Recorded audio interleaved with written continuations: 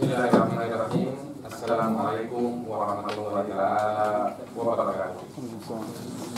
Alhamdulillahirabbil alamin wassalatu wassalamu ala sayyidil mursalin wa ala alihi wa sahbihi wa man tabi'ahum bi ihsanin ila yaumil din. Wa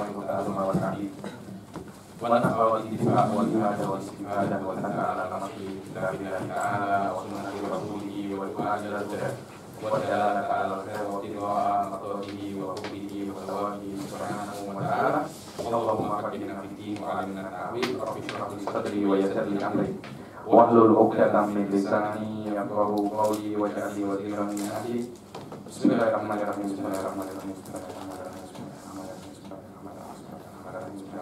Alhamdulillah. Bagaimana sehat semua, Pak? Alhamdulillah. Kita masih di dalam pengajian Madrasatul Ghazali, di dalam siri kedua dalam pengajian kitab Qawaidul Aqaid lil Imam Al-Ghazali. Di pertemuan yang lalu kita sudah membahas sedikit tentang Mabadi'ul Ashrah bi Ilmil Kalam. Lebih spesifiknya kita sudah membahas secara panjang, lebar, dan dalam pula tentang haddu ilmil mantiq, tentang definisi ilmil mantiq, yang mana Al-Imam Jalaluddin Ad-Dawani mempunyai taklif khusus untuk memahami dan mensyarahi haddu ilmil mantiq, yaitu ilmun yuqtadaru ma'ahu ala itsbatil aqaid ad-diniyah bi iradil hujaji wa daf'i syubhat. Yang mana ilmu kalam adalah sebuah ilmu yang dengan ilmu itu yuqtadaru ma'ahu, kita boleh untuk membuktikan aqaid ad-diniyah dengan cara apa? Mendatangkan hujah dan menolak syubhat. Jadi ada dua unsur penting di ilmu kalam, yaitu iradul hujah wa daf'i syubhat. Mendatangkan hujah itu dalil. Hujah itu dalil. Dibilang hujah li'annahu yahuju 'alan nas. Yahuju 'alan nas ini macam memojokkan seseorang, tak boleh lepas. Itu namanya hujah. Karena orang kalau sudah dengar dalil, dia tak boleh tak paham. Dia tak boleh tak paham. Dia sudah otomatis langsung paham. Itulah yang namanya ilm. Hujiyatul ilm wa hujiyatul jahil. Tak payah kita mengulangi lagi karena sudah saya jelaskan secara panjang dan lebar tentang definisi ilmu kalam ini.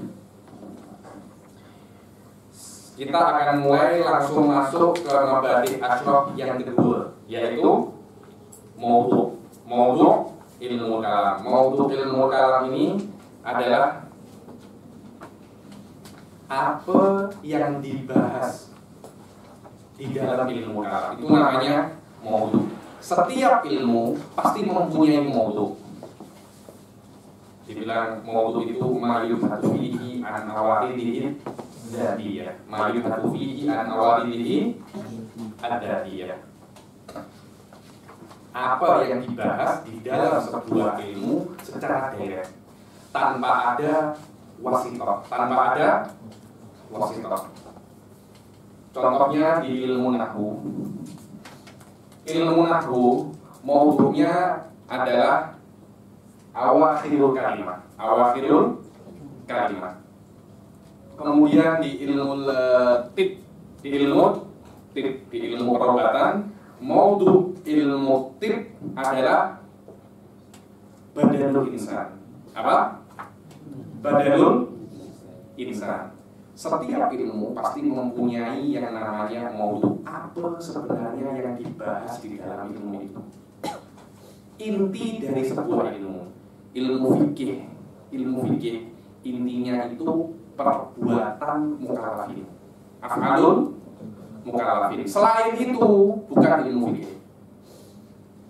Selain af'alul mukallafin bukan ilmu fikih. Kalau ada pembahasan selain af'alul mukallafin di dalam ilmu fikih, pembahasan itu dibilang aradon, ladatan, cuma sebagai pelengkap saja, tapi bukan inti. Khusus untuk ilmu kalam, apa sebenarnya yang dibahas di dalam ilmu kalam? Yang dibahas di dalam ilmu kalam, inti dari ilmu kalam itu satu hal. Apa? Al-maklum. Al-maklum. Hal apapun yang boleh diketahui. Itu adalah pembahasan ilmu kalam. Apapun yang boleh diketahui, dari ilmu kosmologi, ilmu perobatan. Jadi ilmu kalam ini ilmu yang sangat luas sekali, tapi bukan cuma maklum, ada koinnya. Al-maklum min haitsu apa? Min haitsu yata'allaqu itsbatul aqaid ad-diniyah.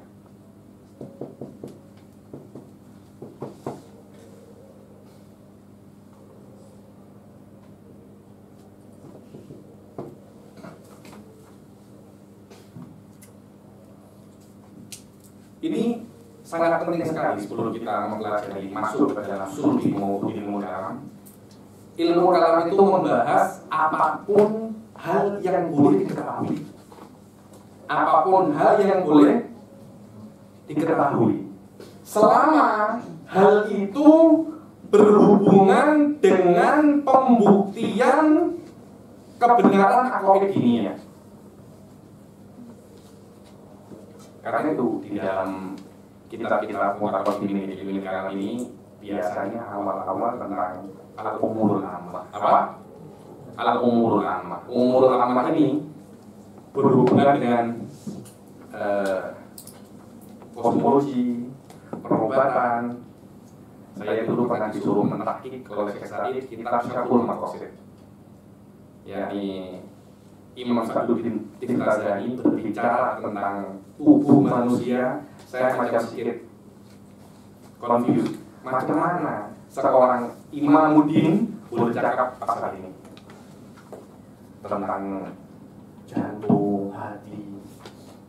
Lihat, kenapa? Karena hal itu boleh dipakai untuk membuktikan al-aqaid ad-diniyah.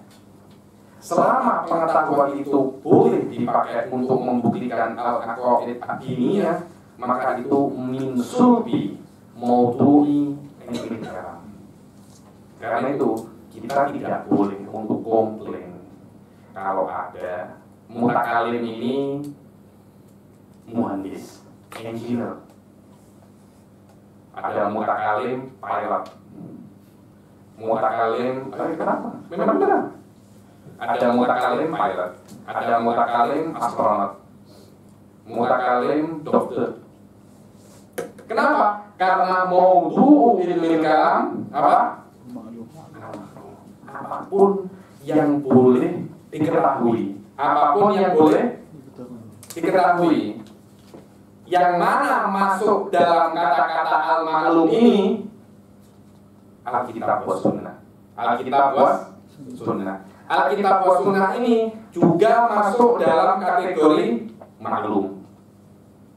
Banyak orang mengatakan, terutama Wahabi, bahwasanya ahli sunnah ini tidak menggunakan kitab wa sunnah untuk mengetahui al-aqaid ad-diniyah. Saya kira ini adalah sebuah pemahaman yang sangat salah tentang akidah ahli sunnah wal jamaah, karena di dalam kitab mabadi, kitab asas dalam ilmu kalam, ketika menjelaskan mabadi asraf ilmu kalam, al-maklum, yang mana Al-Quran itu dan hadis pun masuk di dalam kategori maklum. Kemudian banyak sekali ulama-ulama ahli sunnah itu menggunakan akalnya, menggunakan akal untuk membuktikan al-aqaid ad-diniyah. Dan ini adalah sebuah uslub yang wallahu a'lam menurut saya aswab untuk membuktikan aqaid diniyah. kita tidak boleh menggunakan mujarrad al-adillah an-naqliyah di dalam menentukan apakah ini akidah Islamiyah atau tidak. Contohnya, saya beri contoh. Wujudillah. Ini adalah sebuah akidah. Adanya Allah Subhanahu wa Ta'ala adalah sebuah akidah yang harus diyakini setiap muslim. Ini adalah alif batannya Islam. Alif batannya Islam bahwasanya Allah itu ada. Kalau Anda tak percaya adanya Allah, sudah jalan yang berbeza. Pertama kali akidah itu Allah ada tak? Yang tak ada jalan, yang ada jalan lain. Oke. Untuk membuktikan adanya Allah, macam mana? Apakah kita boleh hanya menggunakan Al-Quran? Oh, Allah itu ada karena surat Al-Ikhlas cakap apa? Qul huwallahu ahad. Apakah kita boleh menggunakan Qul huwallahu ahad untuk membuktikan Allah itu ada? Tak boleh. Kenapa? Karena surat Al-Ikhlas ada kalamullah. Kalamullah. Maknanya itu kalamullah, Allah ada. Kemudian Allah menurunkan wahyunya, menurunkan kalamnya, yang itu adalah surat Al-Ikhlas. Sedangkan mahallul khilaf, apakah Allah ada? Tapi belum Anda sudah menggunakan kalamullah. Ada semacam kesalahan di dalam istidlal, di dalam ilmu jadal wal munadharah yang insya Allah akan kita baca beberapa tahun lagi. Ini dinamakan al-musadarah al-matruk, yang mana kita menggunakan mahallul khilaf sebagai dalil. Mahallul khilaf sebagai dalil. Karena itu para ahli sunnah wal jamaah di dalam adillah ala wujudillah khususan banyak sekali menggunakan akal. Banyak sekali menggunakan akal untuk mengetahui Allah itu ada. Tapi untuk mengetahui apakah mengetahui Allah itu wajib, tak boleh akal. Harus menggunakan kitab wa sunnah. Kita boleh mengetahui Allah itu ada dengan akal. Kemudian kita tahu dari mana mengetahui Allah ada itu wajib. Maknanya kalau mengetahui mendapat pahala, tak mengetahui mendapat dosa. Itu dari syarat. Itu dari syarat. Sufyan, ada semacam mix di dalam manhaj ahli sunnah wal jamaah masalah ini. Memang di dalam mazhab mutakallimin adillah akliyah itu lebih banyak daripada adillah nakliyah. Karena kenapa? Mereka menganggap bahwasanya al-adillah akliyah ini wal asl, wal adillah nakliyah far'un lahu. Bagaimana bisa macam itu? Karena adillah nakliyah pasti memerlukan akal. Contohnya min adillah nakliyah itu Al-Quran wa sunnah. Untuk membuktikan Al-Quran wa sunnah ini benar, dari mana? Harus dari akal. Karena itu al-adillah akliyah, definisi al-adillah al-akliyah apa? Kullu dalilin, kullu makana, jami' muqaddimatihi akliyah. Kullu makana jami'u muqaddimatihi akliyah, dinamakan dia itu adalah al-adillah al-akliyah. Adillah nakliyah, kalau ada satu unsur dari muqaddimahnya saja, satu saja nakliyah, maka dia adalah adillah nakliyah. maka dia adalah adillah nakliyah. Dan ahli sunnah itu menggunakan akal untuk membuktikan adanya Allah, bukan macam itu saja, bukan apa ya, semau mereka tak. Karena dalam diri mereka ada semacam keyakinan bahwasanya akal ini, walaupun kita buat akal ini di dalam melihat adillah, tidak akan ada yang bertentangan dengan syariat. Kalau kita membuang akal, otomatis kita membuang kitab wa sunnah juga. Karena kitab wa sunnah tidak akan boleh menjadi kalamullah dan menjadi ahadits Rasulullah kecuali dengan intervensi akal. Karena dengan saya sering tengok para orang yang mengaku orang ahli ilmu cakap, mana yang lebih benar, akal apa nakal? Macam itu kan? Ya Allah, kita percaya mana? Percaya akal Anda apa Allah? Pasti macam itu. Percaya akal Anda atau kita pasti cakapnya kan? Jelas Allah. Berarti Anda tak payah pakai akal. Terus macam itu. Akhirnya macam akal kita ini macam sesuatu yang menakutkan. Kita ambil akal kita lempar ke sampah. Kita tidak menggunakan akal, hanya copy paste apa yang dikatakan oleh guru-guru kita saja. Kita tak boleh macam itu. Saya namakan ini at-ta'limiyatul judul. At-ta'limiyatul judul. Nanti insya Allah minggu depan akan saya beritahu sedikit tentang apa itu madhabut taklim. Karena sudah banyak orang itu sekarang tidak menggunakan akal, hanya pure ahadits wal Quran. Padahal dua ini tidak akan boleh kita pahami kecuali dengan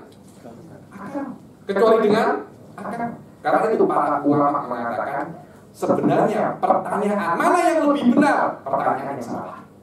Semuanya benar. Tidak mungkin ada pertentangan antara akal dan nakal. Dikatakan oleh ulama usul fikih, al-aqlu yahdimun nakla. Akal itu berkhidmat atau melayani nakal. Nakal ini namanya Alkitab was sunnah. Bahkan di antara qawaid alif ba ta ini usul fikih, kalau ada umumatul Quran bertentangan dengan akal, dikhususkan. Dikhususkan mukhassas minal mukhassisat al-aql. Inilah sedikit tentang al-ma'lum min haitsu isbatul aqaid ad-diniyah. Maudu ilmu kalam adalah apapun yang boleh kita ketahui. Karena itu Anda diperbolehkan untuk menggunakan semua teori yang Anda ketahui untuk membuktikan aqaid diniyah. Selama teori itu benar. Kalau teori itu tak benar, Anda tidak diperbolehkan untuk membuktikan aqaid diniyah. Karena awal qaid daripada maudhu wa al-ma'lum. Maklum ini semua yang boleh diketahui secara yakin. Kadang-kadang ada beza antara fakta dan teori. Teori itu masih belum dibuktikan. Cuma sekedar teori. Ada lagi teori yang sudah dibuktikan, sudah macam haqaiq ilmiah, macam Big Bang teori.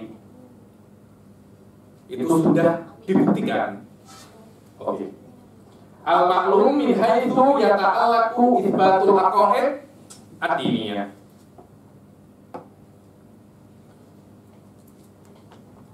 Dan tugas akal di sini untuk aqaid diniyah ini, tugas akal adalah dia yakshif. Apa yakshif itu?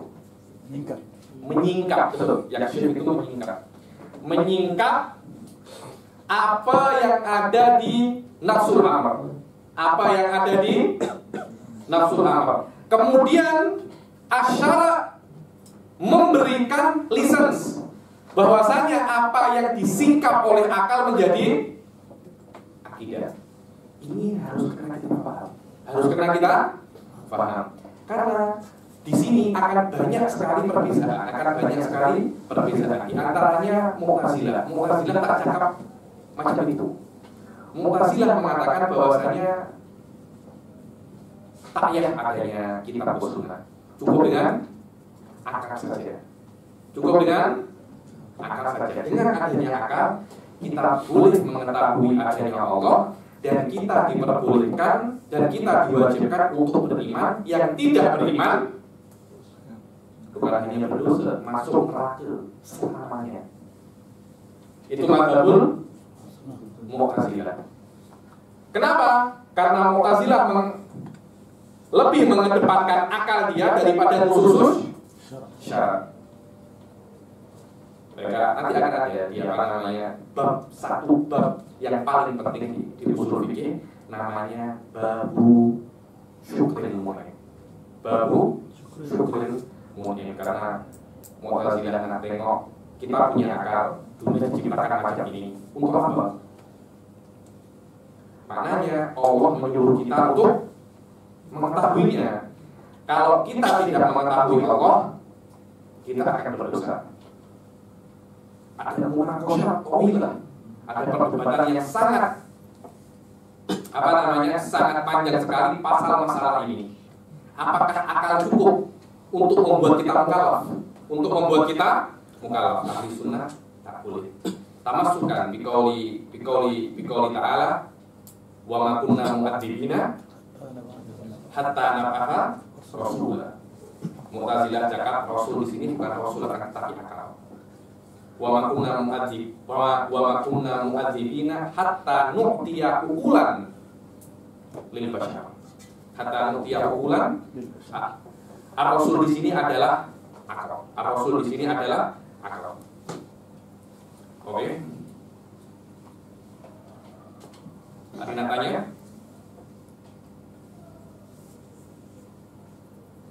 Dan takbir bil maklum di sini apa yang diketahui? Apa yang diketahui di sini yashmul al-maksus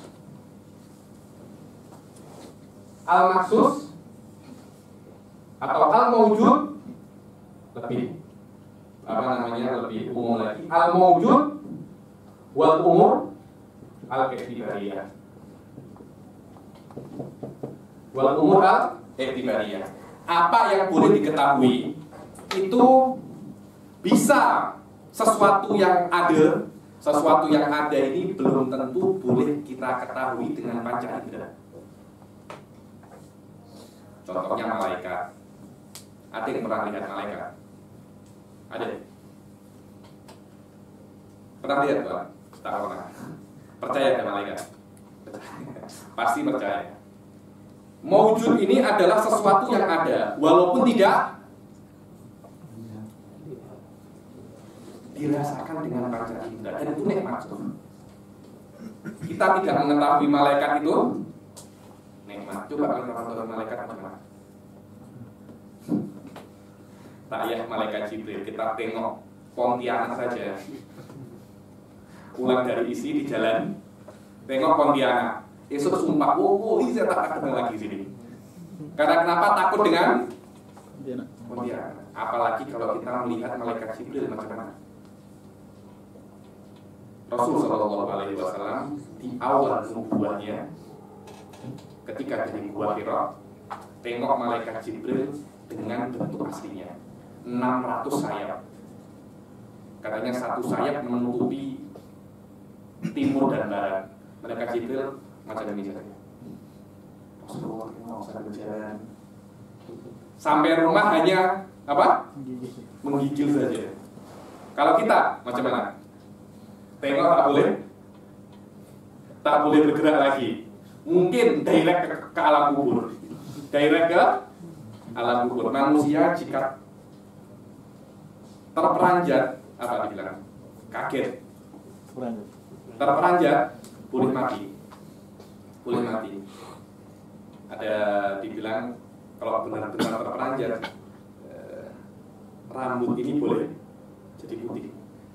Karena itu dahsyatnya hari kiamat boleh menjadikan anak kecil itu berubah. Yauma yaj'alul wildana shiba. Maklum di sini boleh masuk ke dalam maujud. Maujud itu segala sesuatu yang ada, walaupun dia tidak boleh kita ketahui dengan panca indera. Hal itu boleh kita gunakan untuk membuktikan aqaid ad-diniyah. Yang kedua adalah al-umur al-i'tibariyah. Al-umur apa? I'tibariyah. Umur i'tibariyah ini yang boleh kita pahami, tapi di realiti tak ada. Tak ada. Umur i'tibariyah ini ada dua. Ada namanya intizaiyah, ada yang namanya ikhtiraiyah. Intizaiyah ini macam ini. Saya tengok Dr. Amron, saya hilangkan khosoisnya. Dr. Amron dari Kuantan, betul ya? Dari Kuantan saya hilangkan. Terus sampai hanya tinggal yang namanya manusia. Yang namanya apa? Manusia. Saya hilangkan speknya, saya hilangkan rambutnya, semua. Cuma tinggal satu hal, namanya manusia. Manusia ini tak ada di dunia nyata. Yang ada adalah individu-individu dari manusia. Karena manusia ini amrun kulli. Dia ini hanya ada di otak saja. Yang ada di dunia nyata adalah masodik. Apa masodik itu? Dia adalah individu dari manusia. Dr. Amron manusia, Nakiuddin manusia, Zaman manusia, Hilmi manusia. Manusia ini di dunia nyata tidak ada. Yang ada hanya individu dari manusia. Dan manusia ini kita namakan umurun i'tibariyah intizaiyah. Intizaiyah itu adalah kita mengambil sesuatu yang tak ada, berasal dari sesuatu yang ada. Kita mengambil mafhum, makna manusia dari sesuatu yang ada, yaitu Dr. Amron. Dinamakan umurun intizaiyah. Itu khususiyatnya akal manusia macam itu. Dia boleh apa ya jadi? Boleh mengasing-asingkan, boleh menganalisis. Itu khususiyatnya akal manusia. Oh, Ustaz ini saya asingkan dari mana? Taman Melati. Saya asingkan. Kuliah di UNM, saya asingkan lagi. Tinggal di Gombak, saya asingkan. Terus punya spek, saya asingkan. Tidak, semua yang boleh membezakan Ustaz Hilmi dari yang lainnya saya asingkan. Akhirnya cuma tinggal satu saja. Yang mana satu hal ini, dia ini menjadi titik temu antara Ustaz Hilmi dan yang lainnya. Dinamakan itu adalah manusia. Sistem seperti ini hanya ada di akal manusia. Namanya amaliyatul intiza. Sesuatu yang tidak ada, tapi boleh kita pahami dan kita ambil dari sesuatu yang ada. Yang kedua, i'tibariyah ikhtiraiyah. Dia sama, di dunia nyata tidak ada, tapi boleh kita pahami. Dan yang kita pahami ini kita ambil dari sesuatu yang tidak ada di dunia nyata. Contohnya lompatan burung ponik atau kepaan burung ponik. Burung ponik itu ada bilang angkor itu legend. Dia legend dari dulu zamannya Nabi Sulaiman. Ada seorang perempuan mendustakan qada wal qadar, akhirnya didoakan oleh Nabi Sulaiman, dirubah bentuknya menjadi seekor burung mempunyai 40 kepala dan sukanya menculik anak-anak kecil. 1 detik itu adalah macam kepakan apa? 1 kepakan burung finik. Kepakan burung finik itu di dunia nyata tidak ada, tapi boleh kita pahami di otak. Hal yang boleh kita pahami di otak dan tidak ada di dunia nyata, dan kita ambil dari hal yang tidak ada di dunia nyata, dikatakan al-umurul iktibariyah apa? Ikhtirabiyah. Jadi ada beza antara intizaiyah dan ikhtirabiyah. Dua-duanya sama umur iktibariyah, tapi satunya diambil dari sesuatu yang ada, satunya dari sesuatu yang tidak ada. Al-maklum ini sawa'un huwa mawjud awil umur iktibariyah boleh kita gunakan untuk membuktikan aqaid adiniyah.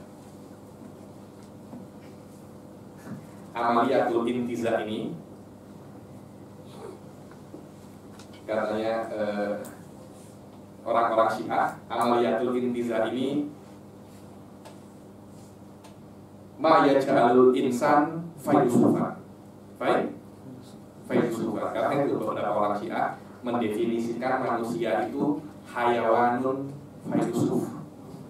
Bukan hayawanun natik, tapi hayawanun fayusuf, maknanya makhluk hidup yang boleh berfalsafah. Ini maksudnya boleh intiza. Dia boleh intiza. Dia boleh mengasing-asingkan sesuatu yang banyak, diasing-asingkan sampai hanya tersisa satu hal yang menjadi satu hal itu adalah titik temu semuanya.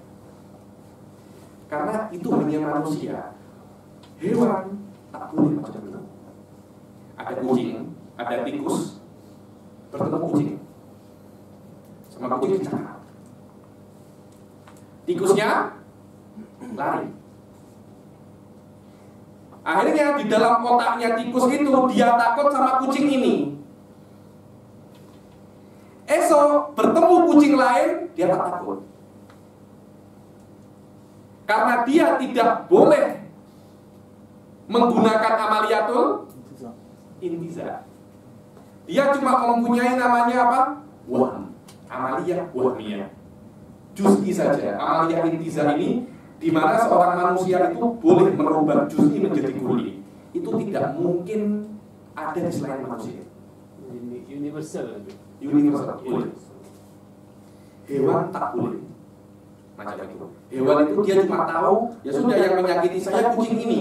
Esok bertemu kucing lagi, tak takut. Disakiti lagi, dia hanya takut dengan 2 kucing ini. Esok bertemu dengan kucing yang ketiga, tak takut lagi. Bertemu dengan kucing yang keempat, tak takut lagi. Seekor tikus tidak bisa untuk memahami kucing tak suka dengan saya. Tak bisa. Mahiyah kucing tak suka dengan saya. Tak boleh tikus buat macam itu. Tikus hanya boleh memahami kucing A, kucing E, B, C tak suka dengan saya. Ketika bertemu kucing D, dia akan mendekat, macam aku salaman, dicakar pula, lari. Esok bertemu dengan kucing yang lain lagi, macam itu juga. Karena tikus tidak mempunyai amaliyatul intiza, dan intiza ini adalah sebuah sistem yang hanya ada untuk manusia. Itulah makna al-maklum. Yang mana al-maklum itu meliputi al-mawjud wal umurul iktibariyah. Umur iktibariyah ada 2, intizaiyah dan ikhtirabiyah. Ini penting sekali karena di dalam kitab ilmu kalam 2 hal ini akan banyak terulang. Tak payah diulang lagi. Maknanya ini tak akan berbeza. Mungkin Anda kalau membaca di kitab-kitab yang lain akan dijelaskan dengan bahasa yang sedikit pelik sedikit. Tapi maknanya sama. Apa yang saya, jangan macam saya dulu saya paham ini lama. Akhirnya lama-lama sudah paham juga. Inilah maudhu ilmu kalam al-maklum min haitsu yata'allaqu itsbatul aqaid ad-diniyah. Oke? Al-haddu wal mawdu'u tsumma thamara. Dibilang walhasil anna hadzal ilm yabhatsu fihi anil ahkam ats-tsabitah li dzatillah wa sifatuhu wa ahwalil mumkinat fil mabda'i wal ma'ad ala qanunil Islam. Ini adalah hasil maudhu' ilmu kalam. Bahwasanya ilmu kalam itu adalah sebuah ilmu yang membahas tentang hukum-hukum yang tsabit li dzatillah ta'ala wa sifatihi dan kondisi-kondisi mungkinat fil mabda' wal ma'ad, di dunia dan di akhirat. Nanti di bab terakhir ilmu kalam dibagi menjadi 3, uluhiyah, nubuwah, sama samiyah. Fil mabda'i wal ma'ad ala qanunil Islam. Ala qanunil Islam ini adalah unsur yang sangat penting untuk membedakan mana mutakalim, mana filosof. Sangat penting sekali. Kadang-kadang beberapa filosof membahas Allah dan sifatnya. Hasilnya sama dengan mutakalim, akan tetapi dengan sistem yang berbeda. Khusus untuk mutakalim membahas Allah dan sifatnya dan membahas manusia di dunia dan di akhirat. Qanun Islam. Basicnya adalah qanun Islam. Makna qanun Islam menggunakan Quran wa sunnah dengan wasailul ma'rifah. Wasailul ma'rifah, ada apa wasailul ma'rifah? Sekarang dibilang nadhariyatul ma'rifah. Apa namanya dengan itu? Epistemologi. Di dalam Islam 3 wasailul ma'rifah: al-his, wal aql, wal khabrus shadiq. 3 ini. His itu adalah panca indera ini. Kadang-kadang kalau di film-film barat yang namanya Six Sense, tak ada Six Sense itu. Menurut kalian tak ada ya? Itu mungkin firasat atau apa. Orang-orang barat cakapnya Six Sense. Panca indera, dan panca indera ini adalah syarat untuk berpikir. Syarat untuk berpikir. Maknanya tidak ada panca indera pun kita masih boleh untuk berpikir. Contohnya kita macam ini ya. Saya tengok Ustadz Zaman, saya boleh berpikir tentang Ustadz Zaman. Saya pejamkan mata pun gambar Ustadz Zaman masih ada di otak saya. Amaliyat tafkir masih boleh ada. Dibilang fal his nawafid lil akram. Dia macam window, jendela untuk akal. Yang kedua adalah al-akal. Yang ketiga, kalau akal ini sudah saya jelaskan kemarin tafsir saya. Akal ada yang maknanya itu malakah, ada yang namanya nafsul qulub ad-daruriyah wa huwa rabiul imam al-Juwayni. Yang ketiga adalah wasailul ma'rifah dalam Islam al-khabarus shadiq. Al-khabarus shadiq. Khabarus shadiq ini ada 2. Khabarul ahad al-muayyad bil mujizat. Itu khabarus shadiq. Khabarnya satu orang ini tak boleh menjadi yakin, tak boleh. Kalau ada contohnya Ustadz Hilmi cakap dengan saya, tapi ada Tuhan namanya Allah, tak boleh yakin kecuali Anda datang dengan mukjizat. Bolehnya mukjizat. Selama tidak ada mukjizat, maka perkataan seseorang tidak boleh menjadi yakin. Yang kedua adalah khabarut tawatur. Khabarut tawatur. Tawatur ini macam ini. Banyak orang ini salah paham dengan tawatur dan salah paham dengan konsensus atau ijma. Banyak orang salah paham mengenai itu karena macam mana ya? Tasawurnya konsensus atau tawatur itu ada orang 10 cakap. Bukan itu. Ada orang kumpul macam ini. Tiba-tiba keluar semua cakap sepakat bahwasanya tadi ada kelas. Bukan macam itu. Akan tetapi khabar yang dimana khabar itu madmunnya sama dan orang yang mengkhabari tidak pernah bertemu. tapi kabarnya sama. Orang di Gombak cakap ada kelas, nanti orang di Pineng cakap ada kelas, orang di mana lagi Johor cakap ada kelas, di Sabah cakap ada kelas. Semuanya tidak pernah bertemu dan cakap ada kelas. So, ketika satu orang Gombak cakap ada kelas, bon. Kemudian orang Pineng cakap ada kelas, naik sedikit level. Orang Johor cakap lagi ada kelas, levelnya lebih terus seperti itu sampai derajat yakin. 3 hal ini yaitu al-his, al-aql, wal khabarus shadiq, dia adalah wasailul ma'rifah fil Islam.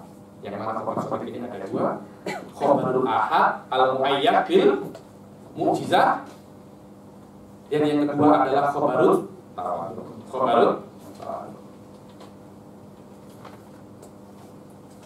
Oke. Dengan tanya? Iya. Yang tak bertemu dengan sesama mereka dan mereka tidak bisa untuk berkongsi berbohong. Ada di sini boleh berkongsi berbohong.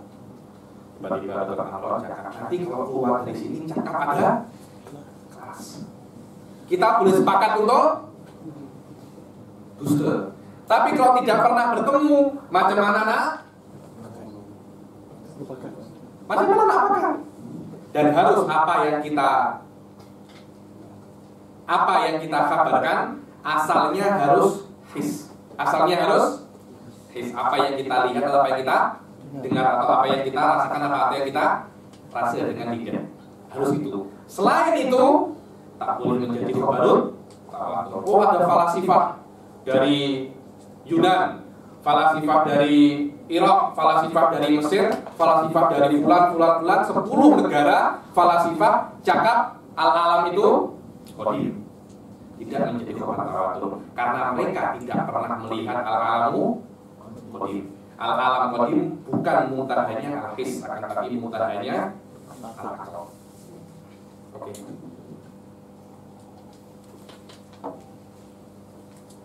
Yang ketiga adalah setelah maudhu adalah at-thamarah. At-thamarah. Apa thamarahnya ilmu kalam? Apa? Thamarah ini adalah faedah. Sebenarnya kita ini belajar ilmu kalam untuk apa? Untuk apa? Ilmu kalam mempunyai 3 faedah. Yang pertama adalah yakunu aqaid ad-diniyah mutqanatan la tuzalziluhu syubahul mubtilin. Barang siapa belajar ilmu kalam, maka akidahnya akan mutqan. Kata-kata mutqan ini akidahnya akan kuat. Yang mana akidah yang kuat ini la tuzalziluhu syubahul mubtilin. Tidak boleh untuk apa? Digoyahkan. Tuzalzil itu digempakan. Zalzala maknanya dikacau. Orang yang belajar ilmu kalam tidak akan mungkin akidahnya untuk goyang. Dia boleh menggoyangkan akidah orang lain. Tapi akidah dia tak mungkin goyang. Subhanallah. Ini juga kenapa beberapa ashabul turuq tak suka dengan ilmu kalam. Tak suka dengan ilmu kalam. Karena ada unsur la tuzalzilu. Karena setiap ilmu tuan-tuan tak jelas ya tuan-tuan. Hadirun. Setiap ilmu itu macam ada efek masing-masing. Contoh, orang yang belajar ilmu lugha jangan lembut. Dokter lugha, profesor lugha, hatinya pasti lembut. Kenapa? Karena lugah ini mabnaha ala dzauq. Dzauq ini syiirnya tak apa? Tak benar. Tahu dari mana? Perasaan saya tak sedap.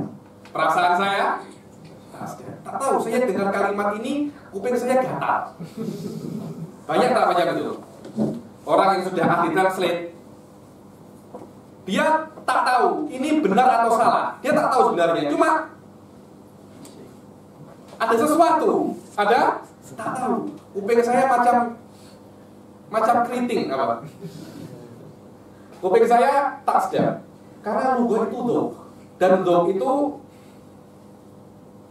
memerlukan sesuatu yang lembut. Karena itu orang yang belajar lugah hatinya pasti lembut. Orang yang belajar fikih biasanya suka bikin gaduh. Iya, kenapa? Karena urusannya dengan permasalahan. Guru saya, salah seorang mufti tarikh namanya Syekh Muhammad bin Ali Al-Qadar, suka marah. Kenapa? Karena setiap hari orang datang masalah perceraian, masalah kacau, masalah harta waris. Orang marah di depan dia semua. 30 tahun tengok orang macam itu, dia juga akhirnya tertular.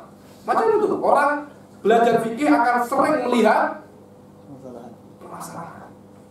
Orang yang belajar ilmu kalam, dia punya efek. Efeknya ini apa? Confident. Dia confident. Confident ini boleh jadi apa saya bilangnya? Offset, lebih menjadi kibir, menjadi sombong, meremehkan orang lain. Confident bukan sombong ya. Sombong itu dua, batul haq wa ghamtun nas. Menolak kebenaran dan meremehkan manusia. Confident ini Anda merasa saya ini benar tanpa meremehkan orang lain. Kadangkala confident terlalu tinggi boleh jadi dia meremehkan orang lain. Karena itu beberapa tarbiyah turuq sufiyah tak suka. Karena boleh jadi, dan saya tengok banyak seperti ini. Awal-awal macam itu biasa. Awal-awal macam itu.